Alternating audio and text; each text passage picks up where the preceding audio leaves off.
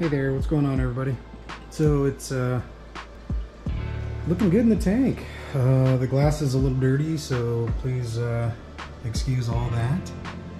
But yeah, they're a little skittish right now. I went on vacation, it's almost like they've forgotten who I am.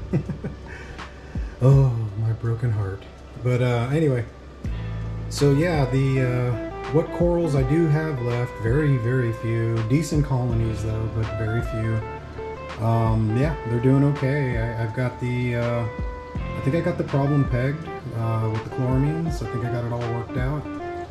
I got a little regime going. You can kind of see my blue face angel there. He's kind of skittish right now, but he's starting to change. He's starting to turn into his mature self, which is pretty exciting. I don't know if you can see him there, but he kind of has a little bit of a mask. He's going to be turning mostly, it's going to look, you know, obviously very beautiful, but I'm going to miss the blue and white colors that he's got going on there, but that's going to go away.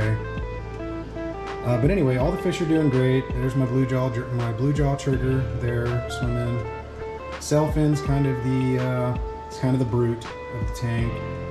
The chorus wrasse, or the canary wrasse, that honestly, I've never had one that big. He's just doing extremely well. The Melanaris has grown probably twice its size since I put it in there. Scopus tang, he's a bit of a porker. Foxface, fairly new resident. Those are my favorite fox faces too. It was a pain to try to find one. I just like the regular single spot fox face, always have. Of course there's a yellow tang. I think those things go for like way too much money nowadays. Mine was free. Kind of crazy. But yeah, really nothing special. It's just a yellow, you know, Hawaiian yellow tang, whatever. And of course I got the blue-green chromis, the final 4 here out of however many I started off with.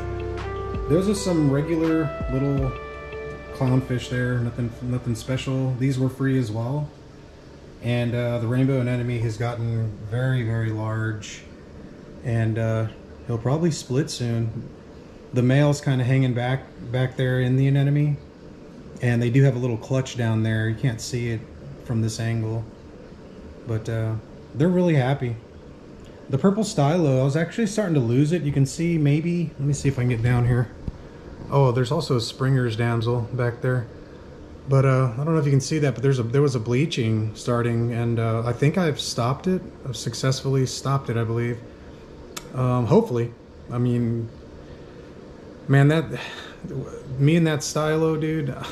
Look, I'm not even a stylo guy. Like, I'm not even fond of it. It's just a cool coral, you know.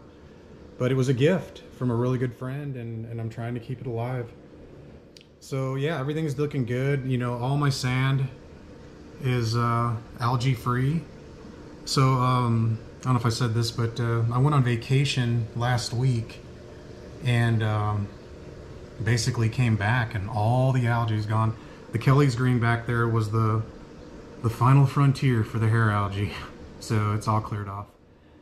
And of course the Kelly's green is looking good. So anyway, down here I got a shelf prepared, but I ordered a KH director and the slave pump to go with my GHL, so I'm not even going to be using that. So I'm going to have to replace this with something else. And I've actually thought about maybe getting another one and putting it over here, or you know, maybe here somewhere, something, you know, maybe here, or maybe just getting another one, I don't know, and then just putting my GHL stuff across, you know. But I really like my access to the sump here, so more than likely I'll probably get a different rack to come down lower. This is just a standard, well, I mean, I work in telecommunications, so I mean, this is pretty standard for me anyway. I don't know, it may not be standard for a lot of people, but if you're interested in what this is, let me know and I'll link it on the bottom. Makes it makes it really easy to clean everything up. So I was dosing Vibrant, but gotta be honest with you, I don't know if you can see this back there. Oh shit, hold on. Leaned on that a little too hard. One of my bolts came loose up here. But my algae turf scrubber back here has a really nice bit of turf algae growing now. And I really do believe that's what helped get the system squared away. If it was the Vibrant, I would probably assume that most of this turf algae back there wouldn't have grown, because Vibrant doesn't really care what kind of algae it takes out.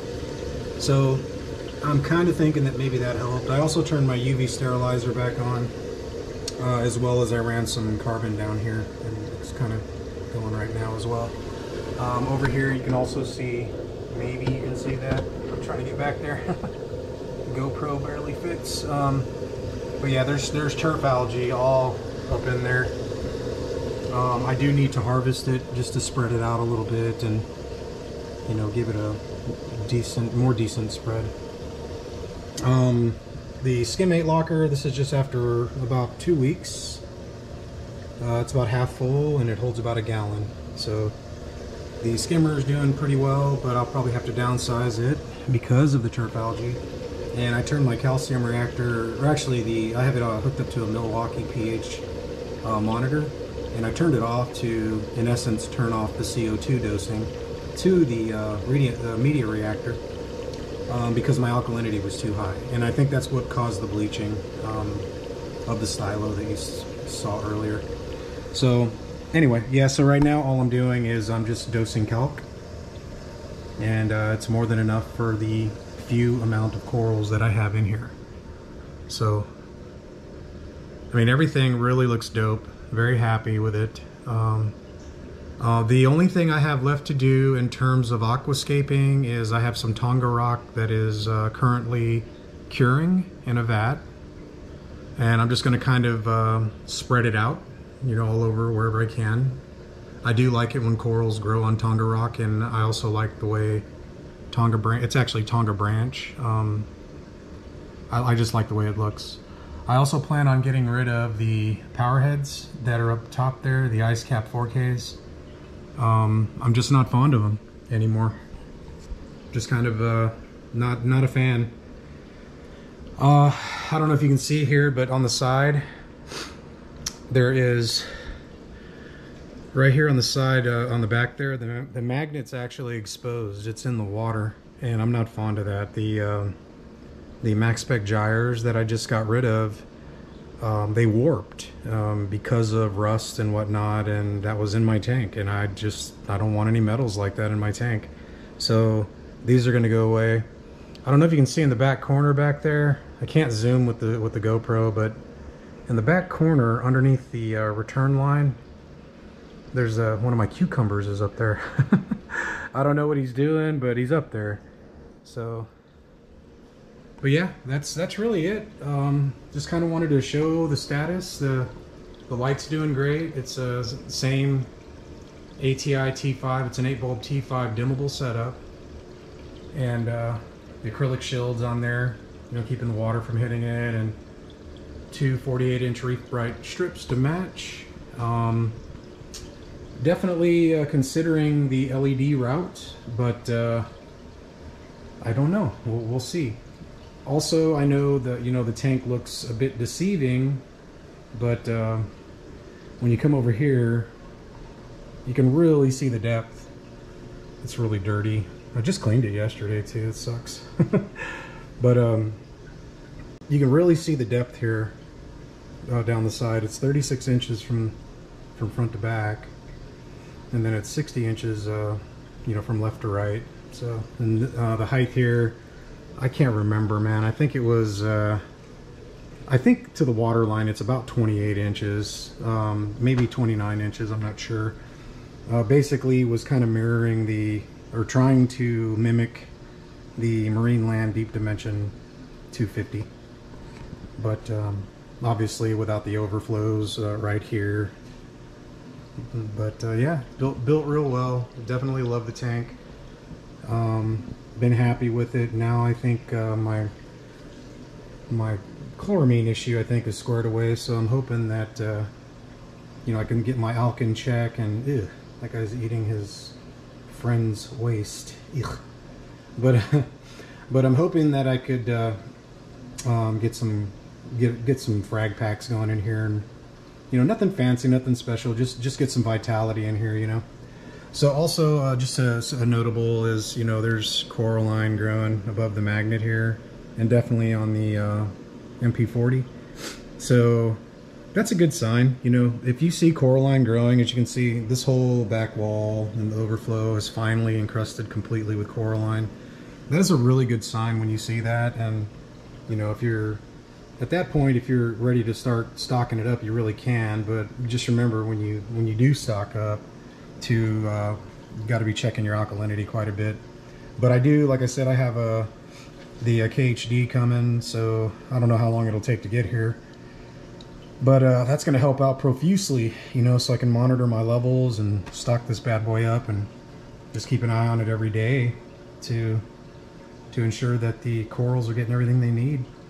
So anyway, I do have a water change to do this coming weekend, or actually this coming week. I'm going to get a water change in here in the next couple days.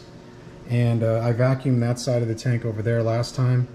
This time I'm going to do this side. And then going forward, I'll probably just do maybe a third at a time. And then I'll go to a quarter at a time.